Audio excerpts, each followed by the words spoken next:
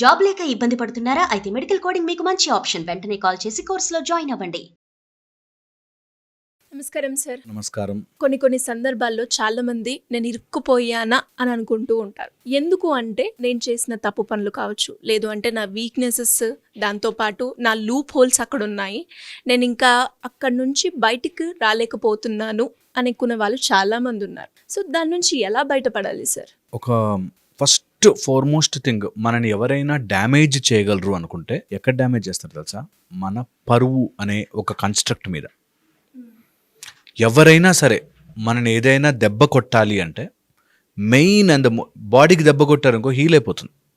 Okay, నీకు ఏదైనా ఆస్తిలో నష్టం చేశారంటే హీల్ అయిపోతుంది, వచ్చి మళ్ళీ కొనుక్కోవచ్చు, సంపాదించుకోవచ్చు.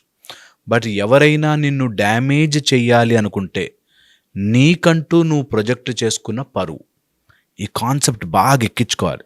అంటే లేదు, ఉందని అనుకున్నావు, ఆ అనుకున్న దాన్ని నీ దెబ్బ కొట్టడానికి ఎవడో వస్తాడు.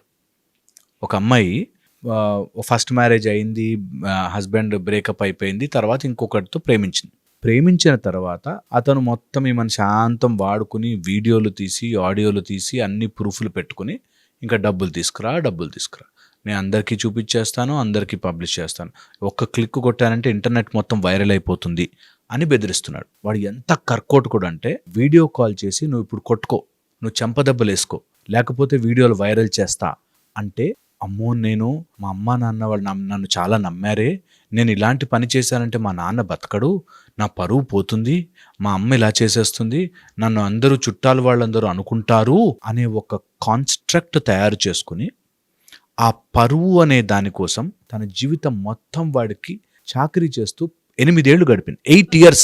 ఎలా అంటే వాడికి మధ్యరాత్రి పడుకున్నావేంటి, అప్పుడే లేచి కూర్చో, అక్కడి నుంచి నడు, ఇంకా వాళ్ళు చెప్పిందల్లా చేయడం, లేకపోతే పంపించేస్తా, వైరల్ చేసేస్తా అన్నట్టుగా బెదిరించడం అన్నమాట. మన లూప్ హోల్స్ ఇది ఎక్స్ట్రీమ్ చెప్తున్నా. ఇంట్లో కూడా చిన్న చిన్న విషయాలకి పరువు పోతుందిలే అన్నట్టుగా మనని ఆడించే వాళ్ళు మన జీవితంలోకి వస్తారు. ఫస్ట్ ఇందులో అర్థం చేసుకోవాల్సింది, ఆ పరువు అనేది ఒక కన్స్ట్రక్షన్, మన మైండ్లో జరుగుతున్న కన్స్ట్రక్షన్. అది అంటే పోతుంది, ఏం లేదు అక్కడ. Okay, number 1. Second, very very important, చాలా ముఖ్యమైనది, నువ్వు ఎన్ని రోజులైతే అలా భయపడుతూ ఉంటావో ఆ భయమే వాళ్ళకి ఆయుధం. నా లూప్ హోల్స్ వాడి దగ్గర ఉన్నాయి అనగానే బస్ వాళ్ళకి అది ఆయుధం, మన ఎట్టంటే అటు ఆడిస్తారు. సో ముందు వెంటనే దిగాల్సింది ఏంటంటే, ఓకే నేను భయపడను, ఫస్ట్ థింగ్ ఏదైనా కానీ చూసుకుందాం అనే ధైర్యం రాగానే వాళ్ళు వెనకంజ వేస్తారు. Okay, and third, the most important point, ఇలా ఉన్నప్పుడు సపోర్ట్ తీసుకోవడం చాలా ముఖ్యం. నువ్వు ఎవరైతే నిన్ను తెలుసుకుంటే పరువు పోతుంది అంటున్నారో వాళ్ళు నాకు కష్టం వచ్చింది అని చెప్పుకున్నప్పుడు వాళ్ళు నీతో లేకపోతే వాళ్ళ ముందు పరువు పోయినా పర్లే కదా. అమ్మా నాన్నకే చెప్పుకోలేకుండా దాచిపెట్టుకుంటారు వీళ్ళు ఆ లూప్ హోల్స్ని. అమ్మో నేను ఒక అబ్బాయికి ఫ్రెండ్ ఎవరో సిగరెట్ ఇట్లా ఇచ్చి, చిన్నపిల్లడు వాడు, ఇంకా ఇంటర్మీడియట్ కూడా, సిగరెట్ ఇచ్చి ఇట్లా పెట్టాక ఆ ఫోటో వాళ్ళకి నాన్నకు చూపిస్తారని బెదిరించి ఇంట్లో దొంగతనాలు చేయించాడు. మా నాన్నకు తెలిస్తే చంపేస్తాడని చెప్పి అన్నీ చేశాడు. ఇంకా అన్ని వేస్ట్ పనులన్నీ చేశాడు, అన్ని వేస్ట్ పనులు, జస్ట్ బికాజ్ ఆ ఫోటో చూపిస్తా అన్నాను. సో వెరీ ఇంపార్టెంట్, అలా ప్రాబ్లం ఏదైనా ఫేస్ చేయగానే తప్పు చేసినా సరే ముందు వెళ్ళి తల్లిదండ్రులకి లేకపోతే నీకంటూ సపోర్ట్ ఇచ్చే వాళ్ళకి చెప్పాలి. Yes sir. అండ్ మీరు అన్నట్టుగానే ఎవరో వెళ్ళిపోతారనో లేదంటే ఏదో అయిపోతుందనో వాళ్ళు చెప్పిన పని చేయడం కావచ్చు, అక్కడే ఆగిపోవడం మనం చూస్తూ ఉంటాం. కానీ రియాలిటీ కష్టంగా ఉన్నా కూడా ఆ మూమెంట్ వరకు ఎంత చేదుగా ఉన్నా, రిలేషన్షిప్ బ్రేక్ డౌన్ అయినా, మనకు కావాలి అనుకున్నప్పుడు వాళ్ళు చేసిన బ్యాడ్ పని అయినా కూడా మనం యాక్సెప్ట్ చేస్తాం కదా, కొంచెం కష్టమైనా. దీన్ని ఎలా చూడాలి అంటారు? చాలా తప్పు తెలుసా, బికాజ్ అది కాపాడుకోవడానికి మనము ఎంతకైనా దిగజారడం చూసావా, దట్ ఈస్ నిన్ను నువ్వు హత్య చేసుకుంటున్నట్టు. వెరీ రాంగ్, అది ఎప్పుడు చేయకూడదు. అందుకే మనకి ధర్మము అంటారు. నువ్వు ఎవరైనా బ్లాక్మెయిల్ చేస్తున్న వాడిని నువ్వు ఎంటర్టైన్ చేసావు అంటే నువ్వు అధర్మం వైపుకి వెళ్ళిపోయినట్టు. అందుకే ధర్మము సైడే ఉండు, ఏదైనా కానీ ధర్మమే గెలవాలి. ధర్మం ఏంటక్కడ, ఒకడు నీవేవో సీక్రెట్స్ పెట్టుకుని నీ లూప్ హోల్స్ పెట్టుకుని నేను ఆడిస్తున్నాడు అంటే అది అధర్మం. అధర్మానికి నువ్వు సపోర్ట్ చేయకూడదు, చాలా ఇంపార్టెంట్ ఇది. అండ్ దీంతోపాటు ఒకవేళ అలా ఒకసారి ఏదో చేసాం, రెండోసారి చేసాం, ఇంకా అది కంటిన్యూ అవుతూ పోతుంటే మనం ఎప్పటికీ మనలాగా ఉండలేము అన్నది తెలుసుకోవాలి. మాస్క్ వేసుకొని ఇక్కడ ఒకలాగా అంగ ఇంకొకలాగా బ్రతకలేమది. అది చాలా కంప్రెసివ్‌గా ఉంటుంది. చాలా మైండ్ చాలా కూడా స్టేబుల్ గా ఉండదు. ఒత్తేస్తున్నట్టుగా ఉంటుంది. That's a highest level of torture. అందుకోసమే అది ఎప్పుడు దాన్ని ఫస్ట్‌లోనే స్టార్టింగ్‌లోనే మనము బ్రేక్ డౌన్ చేసుకోవాలి. ఓకే. చాలా ఇంపార్టెంట్. దీంతో పాటు ఒకవేళ అట్లా ఏదైనా సిచ్యువేషన్‌లో ఉంటే ఈ రోజుల్లో సైబర్ క్రైమ్, నాతో సైబర్ క్రైమ్ ఆఫీసర్స్ ఎంతమంది చెప్తారో, చిన్న విషయానికండి వాడు అప్పుడే నో అనేస్తే అయిపోతుంది. 20 లక్షలు 30 లక్షలు అప్పు చేశాక ఇప్పుడేం చేయాలి? ఒక అమ్మాయి అబ్బాయి మ్యారేజ్ చేసేసుకుని, ఏదో గుడికి వెళ్ళి మ్యారేజ్ చేసేసుకుని, చదువుకున్న పిల్లలు మ్యారేజ్ చేసేసుకుని బేబీ కనేసి, అది కూడా ఇంట్లో తెలియకుండా బేబీ కనేసేసి ఎప్పుడైనా చెప్దాం ఇన్ని రోజుల్లో ఏదో ఎప్పటికైనా తెలియాల్సిందే కదా. అది ఫస్టే చెప్పుకుంటే చాలా సేవ్ అయిపోతుంది. మనం ఒక చిన్న భయం వల్ల చాలా పెద్ద ప్రాబ్లమ్స్లోకి ఇరుక్కుంటూ ఉంటాం. ఇది నిజంగా తెలియదు. మరి ఎందుకు సార్ అంటే కొంతమంది రియలైజ్ అయ్యి నేను మిస్టేక్ చేశాను, ఓకే ఇది ఇక్కడతోటి ఆపాలి అనుకొని స్టెప్ తీసుకున్న వాళ్ళని మనం చూస్తుంటాం. కానీ ఇంకొందరు మాత్రం ఇది రాంగ్ అని తెలిసినా ఆ ట్రాప్లోనే వెళ్తారు. కానీ ఇక్కడ నేను రియాలిటీ నిజం మాట్లాడితే ఇక్కడికి పులి స్టాప్ పెట్టొచ్చు కదా అన్న ఆలోచనలో కొందరు ఉండరు. ఎందుకంటారు సార్?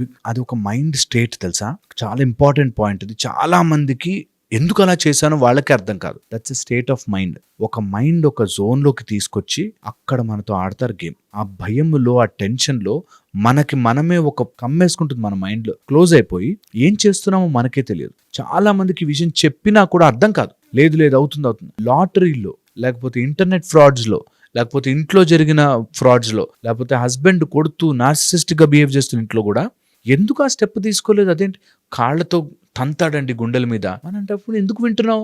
తెలియదు. ఏదో భయం, ఏదో పిల్లలు ఏమైపోతారు, ఫ్యామిలీ ఏమైపోతుంది, ఇలాగా తెలియని ఒక ఊహని పెట్టుకుని దాంట్లో ఉండిపోతారు. ఇది స్టేట్ ఆఫ్ మైండ్, తామసిక గుణం. అంటే ఇనర్షియాలోకి వెళ్ళిపోయి మైండ్ పనిచేయక. నేను ఎప్పుడు చెప్తాను, 4 రకాల పార్ట్స్ ఉంటాయి మైండ్లో: మనస్సు, బుద్ధి, చిత్తము, అహంకారము.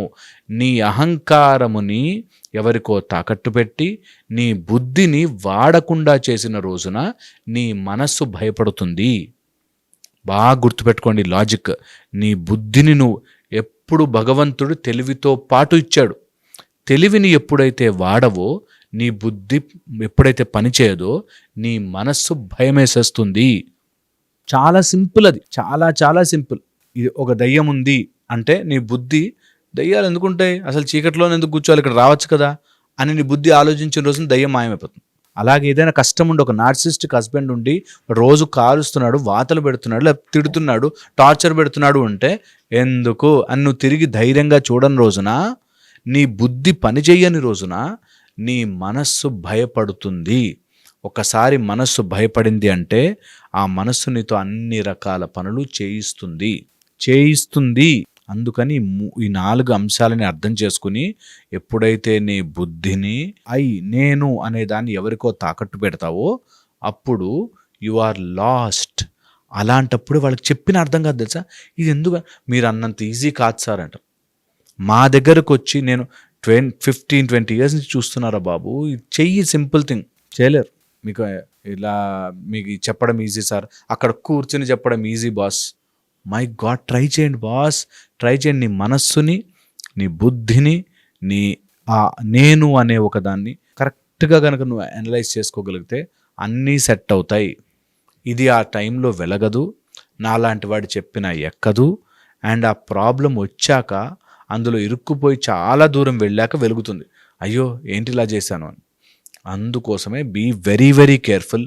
లూప్ హోల్స్ దొరికినా సరే, తప్పులు మానవులందరూ తప్పులు చేస్తారు, మనుషులందరూ చేస్తారు. ఏదో జరిగిపోతుందేమో అనే చీకటిలో నీకు కనిపించని దాని గురించి నువ్వు ఆలోచించి ఈరోజు జీవితాన్ని పాడు చేసుకోవద్దు. Is the most important point. ఇది అర్థం కావడానికి టైం ఎలా తెలుస్తుంది సార్? అంటే అక్కడే ఆగిపోవడం ఒక పాయింట్ అయితే, దాంతోటే మనము ఫర్దర్ గా కూడా ఎన్నో బ్యాడ్ కాన్సిక్వెన్స్ ని ఎక్స్పీరియన్స్ చేయాల్సి వస్తూ ఉంటుంది. నేను చెప్తా ఈజీ మెథడ్. ఎప్పుడైనా సరే this part of your body, the ventral part of your body అంటారు. అంటే ఈ లోపల సైడ్ ముడుచుకుని ఉన్నప్పుడు ఆర్ కుంచుకుపోయిన పారాసింపాథెటిక్ సిస్టమ్ యాక్టివ్ లేనప్పుడు మనము ఆవేశంలో చాలా తప్పులు చేస్తాం. ఇది యాక్టివ్ చేసుకోవాలంటే నేను చెప్పే మెథడ్స్ ఫాలో అవ్వండి. కోల్డ్ వాటర్తో ఫేస్ కడుక్కోండి. ఎప్పుడైనా ఇట్లా దాంట్లో ఉంటే నేను కరెక్ట్ ఆలోచిస్తున్నానా లేదా, కోల్డ్ వాటర్తో ఫేస్ కడుక్కోండి. లేదా ఒక ఐస్ క్యూబ్ తీసుకొని మొహాన్ని అంతా రుద్దుకోండి. ఓకే, ముందు మేల్కొనండి. Okay, first. సెకండ్ వచ్చేసి ఎంత కుదిరితే అంత ఒక గుడి దగ్గరికి వెళ్ళి ఒక చిన్న దీపం పెట్టుకుని, ఒక ఆవు నెయ్యి దీపం పెట్టుకుని కూర్చుని see what is stopping you. మీకే తెలుస్తుంది మీ ఆలోచనలో ఉండే ఏదో దాన్ని బతికించడానికి మీరు బాధపడుతున్నారు. మీ ఆలోచనలో ఉండే ఏదో ఒక ఆమె తన్నులు తింటూ ఉంటుంది, హస్బెండ్తో కొడుతూ ఉంటాడు, వాడు తాగేసి వస్తాడు, ఏ పని చేయడు. ఎందుకంటే కూతురు భవిష్యత్తు ఏమవుతుందని. నేను వాట్ నాన్ సెన్స్, వాడు రోజు తంతుంటే నీ కూతురు భవిష్యత్తు బాగుపడిపోతుందా? హౌ సిల్లీ ఈజ్ దట్ అనే ఆలోచన రానివ్వకుండా ఉంటుందిగా. దీపం పెట్టుకుని కూర్చో, అక్కడ ఆలోచించు. వీడు రోజు కొడుతుంటే నా కూతురు భవిష్యత్తు బాగుపడుతుందని నేను ఎట్లా అనుకుంటున్నా? పోనీ కూతురు భవిష్యత్తు బాగుందనుకో, నా 18 ఏళ్ళ 20 ఏళ్ళ జీవితం తాకట్టు పెట్టే కూతురు భవిష్యత్తు ఏంటి అని ఆలోచించుకోవడం వస్తుంది గుడి దగ్గర కూర్చుంటే. అండ్ హనుమంతుల వారిని పట్టుకోండి, భద్రాంజనేయ స్వరూపాన్ని పట్టుకోండి, మిమ్మల్ని భద్రంగా కాపాడి బయటకు తీసుకొస్తాడు. భద్రాంజనేయ ఉపాసన చేయండి, బయటకు వస్తారు. Thank you sir. Hope that. Thank you so much. Suman టీవీలో మీ పర్సనల్ అండ్ బిజినెస్ ప్రమోషన్స్ కోసం కింది నెంబర్కి కాంటాక్ట్ చేయండి.